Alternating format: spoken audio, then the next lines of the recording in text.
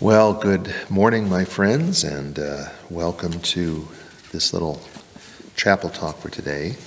So today is January 6th, which in the church is the Feast of Epiphany. And unfortunately, it doesn't get a lot of attention usually because unless it falls on a Sunday, of course. But Epiphany is a feast of the church which comes just after the celebration of Christmas. January 5th is the 12th day of Christmas. So Christmas is a whole season unto itself. Epiphany on the 6th of January is that day when we remember and tell again the story of the Magi, or the wise men, or the kings who come to visit and adore and worship the infant Jesus. It often gets collapsed into Christmas itself because we sing, We Three Kings, for example, will sing as a Christmas carol. It's actually an Epiphany carol, so it's a celebration that kind of comes after Christmas. When I was younger in the church that my family attended, on Christmas there would be the creche up front with, of course, the baby Jesus and the Holy Family and the shepherds. But the wise men, the Magi, were off in the corner because they were still making the trip. And well, today they've arrived at that destination. So what is it about Epiphany which is such an important celebration in the church? It is an acknowledgement that this incarnation, this birth of Jesus, God with us in the world, isn't just our thing. It's not just at least in Jesus' time, it wasn't just a Jewish thing. It was a sign, a symbol, that this good news was for all people, and that the news of the birth of the Messiah was transcending the boundaries around which we place it. That these wise men, and we don't actually know that there were three, there could have been more. We think of three traditionally because there were three gifts, the gold, frankincense, and myrrh. But these wise men were not Jewish, and they were from the East. They were, I think they're believed possibly to be Zoroastrians or astrologers or some what we would consider, or what the Bible would consider a pagan. But they got this news, and they followed this star and arrived to Jesus to worship. And so it was a sign that God is doing something in the world even outside the bounds of what we would consider.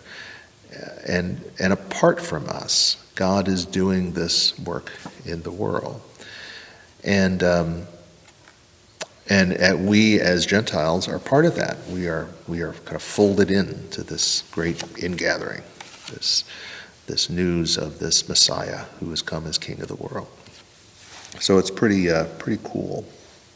So I've been thinking about this. Last week I saw an article or a news story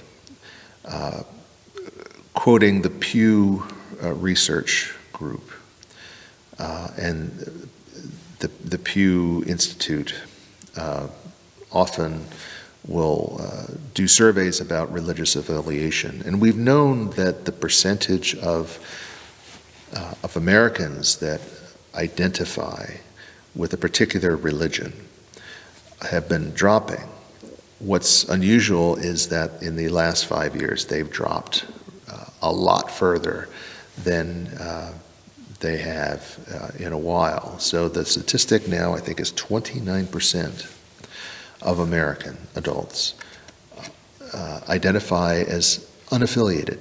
They have no religious commitment, no religious affiliation at all. Now that may not sound like a lot, but That is a lot of unaffiliated people.